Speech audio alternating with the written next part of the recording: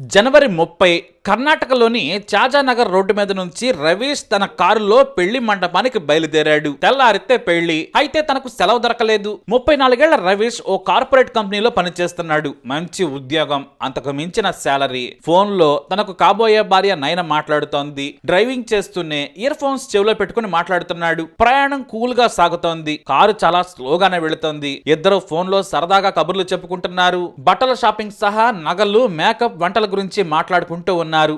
ఎక్కడి వరకు వెళ్ళావు? నేను రేపు డైరెక్ట్ గా మా ఇంట్లోనే పెళ్లి కూతురుని చేశాక వస్తానని చెప్పింది. మరోపక్క కొల్లగల పట్టణంలోని శ్రీ వెంకటేశ్వర మహల్ కళ్యాణ మండపంలో పెళ్లి ఏర్పాట్లు కూడా పూర్తయ్యాయి. డెకరేషన్ సహా అన్ని రెడీ అని చెప్పుకున్నారు. మరి ఎక్కడి వరకు వెళ్ళావని ఈ లోపు అడిగింది నయన. తాను మరో అరగంటలో మండపం చేరుకుంటానని లొకేషన్ చెప్పాడు. కారులో హుషారుగా మాటలు మాట్లాడుతూ ఉండగానే ఓ ఎర్ర కారు వేగంగా తనను క్రాస్ చేసి వెళ్ళింది. అంతేకాదు, కాస్త ముందుకెళ్లగానే నడి రోడ్డు మీద ఆ కారును ఆపేశారు. వెనక వస్తున్న రవీష్ కారు ఆపి హార్న్ కొట్టాడు. కానీ ఆ కారును పక్కకు తీయలేదు. మెల్లిగా డ్రైవ్ చేసుకుంటూ వెళ్లి ఆ కారు వెనకాలే ఆపాడు. అందులో నుంచి ముగ్గురు యువకులు కిందికి దిగారు. రవీష్ తన భార్యతో మాట్లాడుతూనే ఉన్నాడు. ఏం జరిగిందని ఆమె అడగ్గా ఎవరో రోడ్డుకి అడ్డంగా కారు ఆపారు. హార్న్ కొట్టినా తీయడం లేదు. ఒక్క నిమిషం ఆగు అని చెప్పాడు. సరే అని రేపు కాబోయే భార్య నైనా ఫోన్ కట్ చేసింది. రవీష్ కారు దిగి ముందుకెళ్తూ ఉన్నాడు. ఈ లోపు ఇంకొకటి దిగి నలుగురు రవీష్ దగ్గరకు వస్తూ ఉన్నారు. ఏం జరిగింది? ఎందుకు కారును రోడ్డు మీద ఆపారని ప్రశ్నించాడు రవీష్.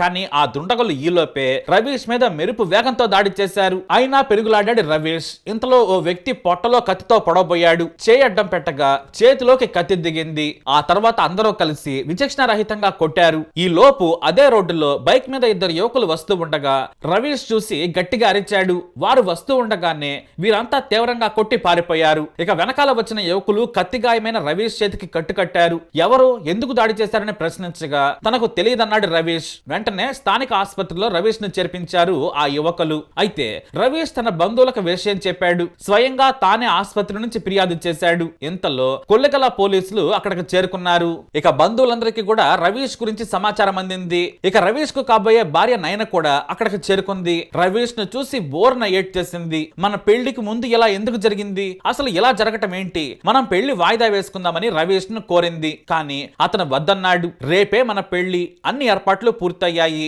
దాదాపు ఇప్పటికే 10 లక్షలు ఖర్చు అయ్యాయి. ఫోటోగ్రాఫర్ దగ్గర నుంచి వంటల వరకు అన్ని రెడీ అయిపోయాయి. మనం చేసుకున్న ఫోటోషూట్ వీడియోలు కూడా రేపు ఫంక్షన్ లో ప్లే చేయబోతున్నారు. బంధువులంతా మా ఇంటికి చేరుకున్నారు. ఆపొద్దని చెప్పాడు. కానీ నీకెలా జరగడం ఏంటి? మంచి ముహూర్తం చూసుకుని మళ్ళీ పెళ్లి చేసుకుందాం, డబ్బులు పోతే పోయాయని అంది నయన. పోలీసులు అక్కడే ఉండి ఎవరేమే అని ప్రశ్నించారు. నాకు కాబోయే భార్య, రేపొద్దున మా ఇద్దరికి పెళ్లి. ఈమెకు నాకు 6 నెలల క్రితం ఎంగేజ్మెంట్ జరిగింది. కానీ ఈలోపే ఎవరో తన పెళ్లి అడ్డుకునేందుకు దాడి చేశారనిపిస్తుందని పోలీసులకు చెప్పాడు రవీష్. అవునా, ఎందుకు అలా అంటున్నావన్నారు పోలీసులు. ఎందుకంటే ఆ దాడి చేసిన వ్యక్తుల్లో ఓ వ్యక్తి రేపు గాని నువ్వు పెళ్లి చేసుకుంటే నిన్ను చంపేస్తాం, ఇటు నుంచి ఇటే ఇంటికి వెళ్ళమని బెదిరించాడు. కాబట్టి ఈ పెళ్లి జరిగితే వారు నన్ను చంపేస్తామన్నారు. ఈ పెళ్లికి వారికి ఏదో సంబంధం ఉన్నట్టుంది అన్నాడు రవీష్. దీంతో పోలీసులకు అనుమానం మొదలైంది. రవీష్ ఏమో పెళ్లి జరగాలంటున్నాడు. మరో పక్క నైనేమో పెళ్లి వాయిదా వేద్దామంటోంది.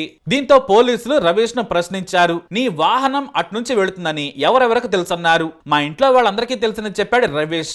ఇంకా ఎవరికి తెలుసంటే నా మీద దాడి జరిగినప్పుడు నేను నయనతో మాట్లాడుతున్నానని చెప్పాడు. దీంతో పోలీసులకు మరింత డౌట్ వచ్చింది. వెంటనే నయనను కంప్లైంట్ రాసిచ్చేందుకు పోలీస్ స్టేషన్ కు రావాలని మహిళా ఎస్ఐ కోరారు. నీకు కాబోయే భర్త మీద దాడి జరిగింది, నువ్వు కూడా సాక్షిగా ఉన్నావని చెప్పి పిలిపించారు. అక్కడకు వెళ్లగానే ముందు నయన ఫోన్ తీసుకున్న పోలీసులు కాల్ డేటాను పరిశీలించారు. అందులో దర్శన్ అనే యువకుడితో 40కి పైగా కాల్స్ మాట్లాడినట్లు గుర్తించారు. ఒక్కో కాల్ గంటకు పైగానే ఉంది. అమ్మా నైనా, ఎవరి దర్శనాన్ని ప్రశ్నించారు.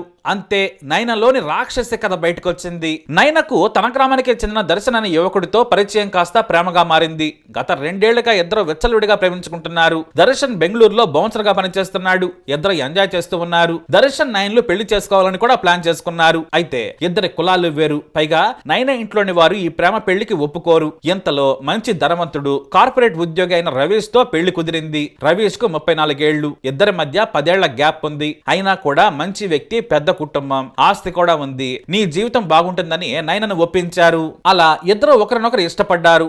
ఓవైపు బ్రీడ్తో తిరుగుతూనే కాబోయే భర్తకు చెవిలో పూలు పెట్టేసింది నయన. ఈ రోజుల్లో ఇలాంటి కంగాళి ప్రేమలో కోకల్లలు, కానీ నయన ఇంకాస్త దేశముదురు ఇద్దరిని మెయింటైన్ చేస్తూ వచ్చింది. ఎటొచ్చి రవీష్ ని పెళ్లి చేసుకోవడం ఇష్టం లేదు. కరెన్సీ లేకున్నా కండలున్న దర్శన్నే పెళ్లి చేసుకోవాలనుకుంది. కానీ ఇంట్లో పెళ్లొద్దని చెబితే కోసి కారం పెడతారు. దీంతో ఎలాగైనా రవీష్ ను తప్పించాలనుకుంది. తన ప్రియుడితో కలిసి దారుణమైన ప్లాన్ వేసింది నయన. ఇక ఈ కండల వీరుడు బౌన్సర్ గా పనిచేస్తున్నాడు. బోనస్ గా మనోడి దగ్గర రౌడీ వేషాలు కూడా ఉన్నాయి. కాబట్టి రవీష్ ను దర్శన్ కత్తితో పొడిచి బెదిరించాలనుకున్నాడు. పెళ్లి చేసుకుంటే చంపేస్తామని బెదిరిస్తే తప్పుకుంటాడులే అనే వెధవ ఆలోచన చేశారు. దీంతో ఫోన్ లో కాబోయే భర్తతో ప్రేమగా మాట్లాడుతూనే అతను లొకేషన్ ను ప్రియుడికి చెప్పింది. దీంతో దర్శన్ తన స్నేహితులను వెంటేసుకుని కారులో వెంబడించారు.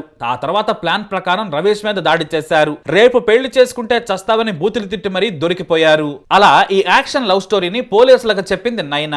ఆ వెంటనే పోలీసులు మన దర్శన్ కూడా అదుపులోకి తీసుకున్నారు. కేవలం తాము పెళ్లి చేసుకోవాలని అమాయకుడైన రవీష్ మీద హత్యాయత్నం చేశారు నీచులు. తనకు పెళ్లి ఇష్టం లేకుంటే తల్లిదండ్రులతో పోరాడాలి, లేదంటే పారిపోవాలి. కానీ అమాయకుడితో అచ్చకబచ్చకలాడుతూ ఏకంగా హత్య చేసేందుకు ప్లాన్ చేసేసింది నయన.